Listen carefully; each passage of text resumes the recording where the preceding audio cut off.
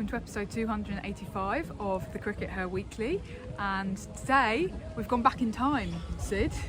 We've actually gone back to the good old days, it feels like, of county cricket. We are at Radlett Cricket Club, which is obviously a Middlesex ground, and we are here for the Tier 2 semi-final of the One Day Cup between Yorkshire and Middlesex, and it just feels a little bit like we're kind of harking back to those days of county cricket.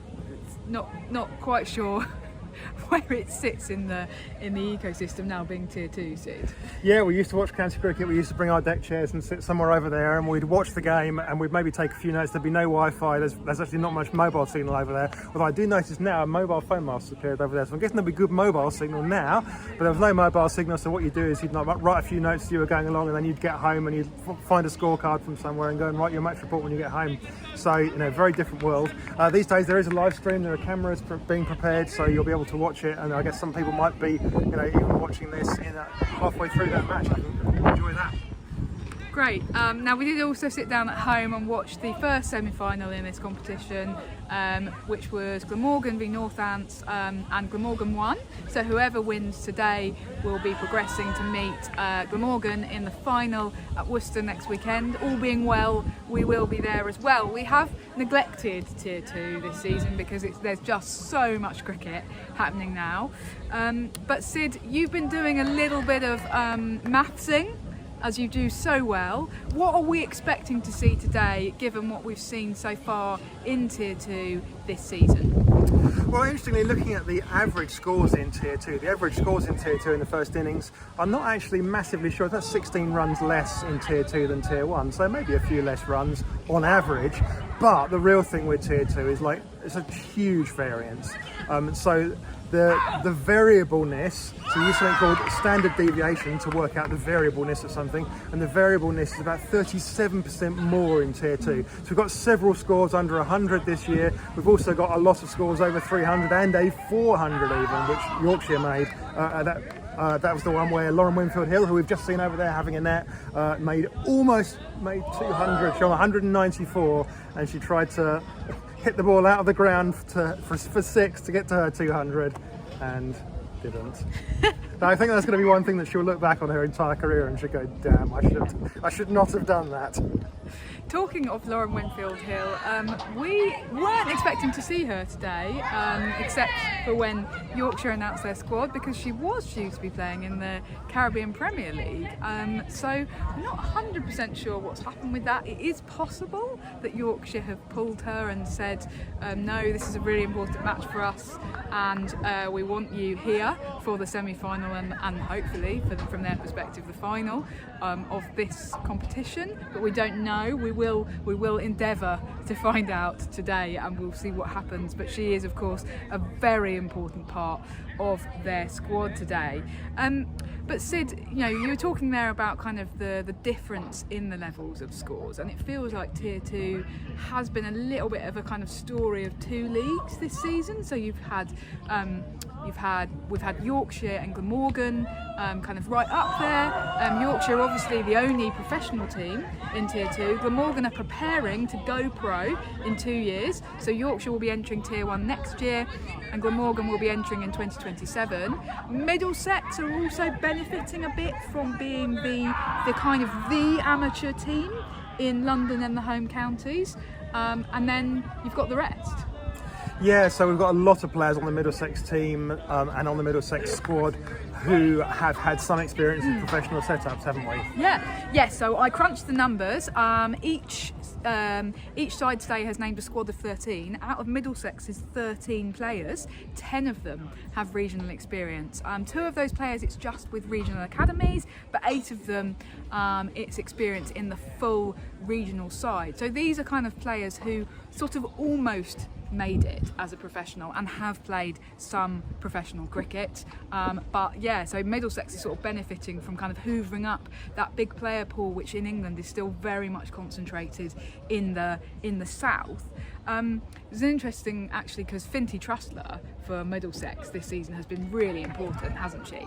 And there was an interesting anecdote actually earlier this season because Finty played 4 years of cricket for the Southern Vipers and didn't quite make it. She originally came into the Vipers squad as a leg spinner.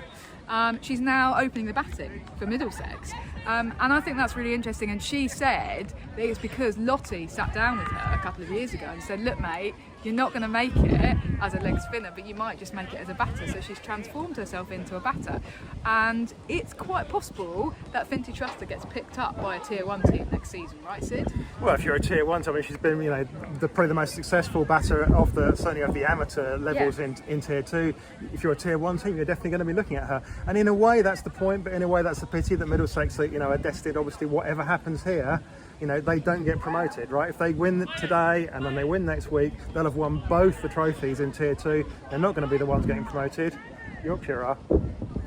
Yeah, well, I mean, I think we've previously covered that in previous episodes. No doubt it's a theme we shall return to after or before next weekend's final. Northants are an interesting example as well, aren't they? Because we've just talked about those 3 teams, Yorkshire, Glamorgan and Middlesex, as kind of being the top 3. Northants have definitely been in the mix, haven't they? And they will kind of go down as having lost that semi-final, but they've had a decent season. I just think it's really interesting because unlike Middlesex, they're an amateur team, and they're but they're not in London. They're sort of out in the sticks a bit. It's not a particularly brilliant location. It's not a particularly lovely ground with amazing facilities, sorry to say, in the way that they haven't got the resources that the top sides have, that the Middlesexes and the Yorkshires and the Glamorgans have. And in a way, what we're saying here is there's actually been 2 leagues going on in Tier 2. There's been, we've seen Middlesex and Yorkshire and Glamorgan fight for, the top spots. But there's a sort of secondary league of the genuinely much more amateur teams where, there are a couple of people playing for Northants whose entire lives are cricket. They're also working in cricket and doing that, but nobody in Northants is anything like making a genuine living out of playing for Northants. There are people that are doing cricket coaching in their other job or stuff like this. And Northants have done very well to kind of, to top that league, if you like, that league of the genuinely amateur sides. Yeah, it feels like, and I don't know because I haven't done the digging, but it feels like there's somebody behind the scenes at Northants working in the women's setup who is really good at having conversations with players and bringing people in and going, come and play for us, and you'll be welcomed with open arms, and we'll have a great team culture around you. So there's obviously someone or a couple of someones who have done interesting things at Northants. So it'll be interesting to see kind of how that unfolds. Because as you say, like none of this, there's no genuine jeopardy in any of this. I suppose if you're in Middlesex, you'll be hoping that potentially you're putting your hand up and saying in 2029 put us up into Tier 1, because the ECB have said there will not be any promotion into Tier 1 until at least 2029, but they haven't ruled it out beyond that. But if you're in Northants, that's harder, isn't it? Yeah, no, absolutely, and they've got a struggle. But on the other hand, if you put together a good team culture and people want to come and play for you and are happy playing for you, good for them. I mean, and that's the impression that we've got, right? So. Okay, now we are here to watch Tier 2, but we will just quickly touch on what's happened in Tier 1 this week, because there's been bad news for Warwickshire, hasn't there, Sid? As well as bad news for me, because I travelled all the way to the Edgbaston Foundation ground only to watch a washout, and that actually has put an end to Warwickshire's hopes, hasn't it, Sid? It has. So Warwickshire are out, so they can't compete for these semi-finals anymore, and really, it's left to, we've got Essex out already. Hampshire, not quite there yet, but Hampshire's got through another win this week. The key for Hampshire is going to be to learn a lesson from the Southern Brave, because of course these cricket competitions are decided by a grand final. They're not decided by who wins the league. And what happened with the Southern Brave in the 100, they went and won the league but didn't win the final. That's going to be Hampshire's challenge. They look like they're very, very close to ensuring that semi-final place. Winning the league in some ways might even end up being a bit of a disadvantage because possibly it looks like Surrey might well come fourth. If you win the league and you end up semi-final against Surrey, that's probably not the semi-final that you want ideally. But you've got to beat all comers. But and that's what they'll have to do. So you need to win those knockout games. It's no good just winning the league. It's really interesting you say about Surrey, because what we've got at the moment, and of course we've got a round of Tier 1 games going on today, so by the time you watch this, some of this will be out of date potentially, but Hampshire, Lancashire and Blaze are the top three. They are all very likely to qualify now for the semi-finals, but the fourth spot is coming down to a bit of a bun fight between Surrey and Durham, which is so interesting because Surrey, all the resources, all the money, extra contracts. Durham are just, they've been interesting, haven't they? Because they weren't even a team a year ago. Well, obviously there was a Durham women's county team, but you know what I mean. Like they were the kind of outliers who won a Tier 1 bid without anybody thinking they would. Yeah, don't tell Yorkshire. But it's actually going to come potentially down to, it could all be decided before the final round, but the two teams play each other in the final round, so we could wind up with a quarter-final in the final round, which will be exciting, if nothing else. Absolutely, and of course Susie Bates has been a big part of the Durham success, hasn't she? So that's one of those examples of somebody had a good conversation with Susie Bates and or her agent. And it's just been wonderful having her over here playing. Okay, well we'll be keeping an eye on all of the Tier 1 matches today while we're here as well, following Tier 2. Now, something a little bit different, World Cup, back to more World Cup news, Sid, because Australia have announced their squad for the World Cup this week. The squads are coming in thick and fast. I think South Africa's squad has also been announced this week. There's probably others that we've missed, but Australia particularly interesting following the 16-0 Ashes drubbing over the winter, Sid. Yeah, I mean, Australia, obviously they won the Ashes 16-0, and this is basically, the 13 players that were in the ODI squad for the Women's Ashes are in this squad. So it's essentially an unchanged squad, but they have got two more spaces up for grabs. And we were a little bit surprised, and perhaps one of those players was slightly surprised about who got one of those extra places, Raf. Yeah, I've been saying for weeks on the CRICKETher Weekly that Grace Harris has been over here in England playing because she's got an eye on next summer for the T20 World Cup, which is obviously going to be played here in 2026.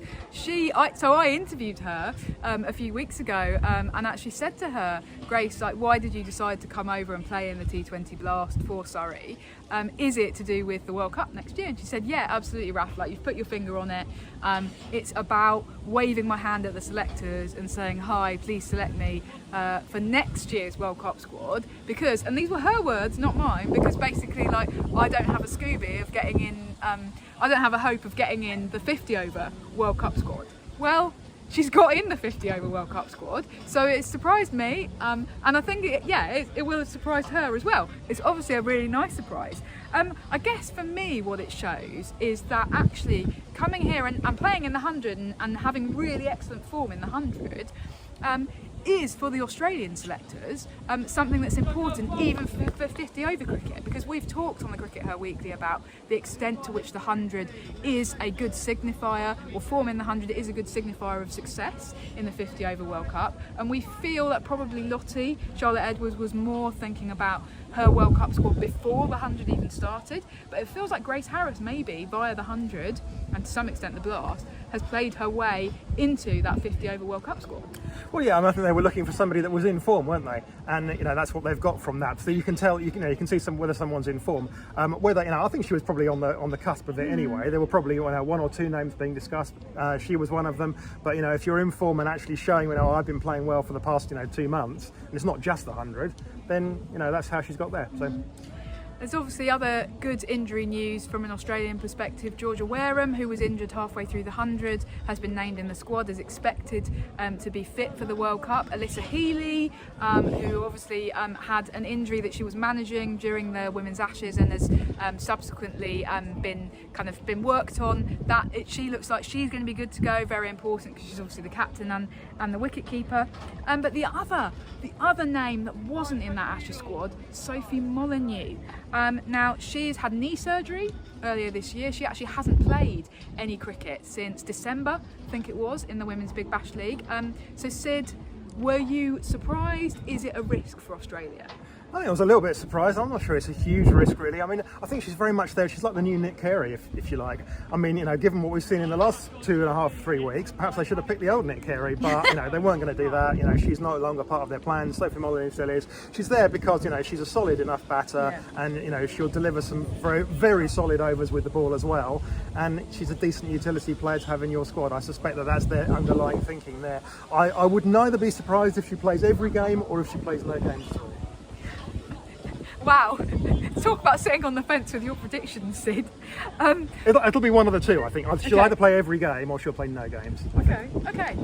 Yeah, so like a little bit of a risk to throw somebody into a World Cup when they haven't got had any cricket under their belt for months on end. But on the other hand, you could equally say that the England selectors are taking that kind of a risk with Nat Sciver-Brunt by saying, oh yes, she's going to bowl, when she won't have bowled in anger in months because of managing her own injury. So it's probably no more or less of a risk than that, really. Yeah. And Australia have got so much depth that they'll just shrug it off and pick somebody else if she can't play. Obviously Georgia Voll in that World Cup squad, her first World Cup. I've got to say, Sid, it feels like she's been playing international cricket a lot longer than she has. I think she made her debut in November or December last year, and then now we expected her in the squad, right? Yeah, absolutely. I mean, the really interesting thing about Georgia Voll is that when we saw her playing in the Women's Open, we saw her play in one game, possibly the one in Hobart. I can't remember which game it was. She played in the game, and then we were writing our pieces, and we looked down from the press box, and there's somebody running around the field in an Australia kit. I looked down, and I was like, that's Georgia Voll with one of the coaches. And he was like, come on, faster, harder, push. And he was like, making her run around the field after she's played an entire game of cricket. Oh, that's a bit harsh, that is. But you've seen Georgia Voll playing in the last 3 weeks, you'll see what they were doing, because she is an order of magnitude fitter than she was even 5 months ago. And she wasn't unfit 5 months ago. She wasn't in the state that some England players might have arguably been.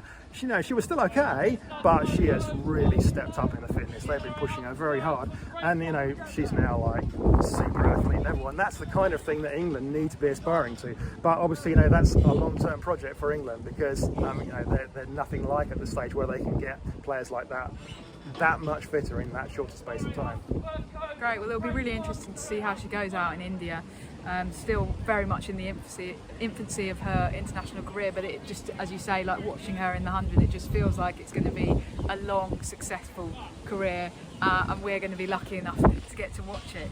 The other thing that I wanted to raise about the World Cup squads, Sid, while we're talking about it, is that finally tickets have gone on sale for the World Cup. It's starting in less than a month, so about time too, and all of that stuff.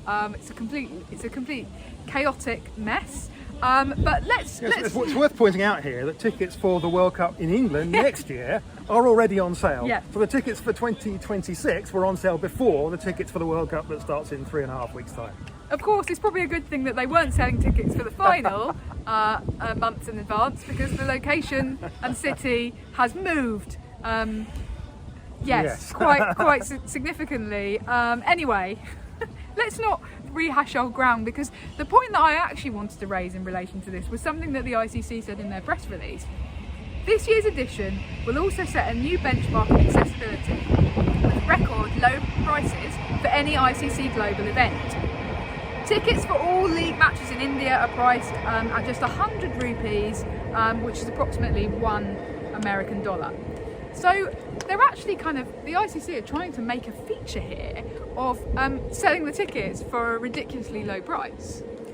They are. I'd rather see the stadiums full. So if they aren't unsure about what the price point is, I'd rather see them price them low and get the stadiums as full as possible. It's never easy to fill stadiums at a World Cup for all that. I'm sure the India games will be full, and some maybe things like England, Australia will be, but some of the smaller games, it's always a struggle to fill them. If they can achieve that by having low prices, then I think that's fantastic. What we really want to see is full stadiums, and I think that does take priority over the income from ticket sales. The only risk is that what we've seen in England is if you price stuff too low, people buy the tickets and then don't come, because they don't feel they've made a real investment. They buy the tickets and they go, oh, but it's a bit chilly tonight, or I've got to get out early for work in the morning and I'm not going to go. We'll see. I suppose from my perspective, it just feels a little bit disappointing, because I thought we were further forward than this. I thought we were in you know, India, cricket mad country. The WPL has shown that there's a huge market for women's cricket, and yet the ICC and presumably the BCCI have had some say in this. Think that the way to sell tickets is to price them at $1. I thought that we'd move beyond that. It'll be really interesting to see what the crowds are like, and as you say, like maybe they will get fuller stadiums as a result of this. But for me, it just feels a bit disappointing. Anyway, we'll wrap up there because we've got a semi-final to go and watch, and the people behind us have got one to play in. See you next week. Bye.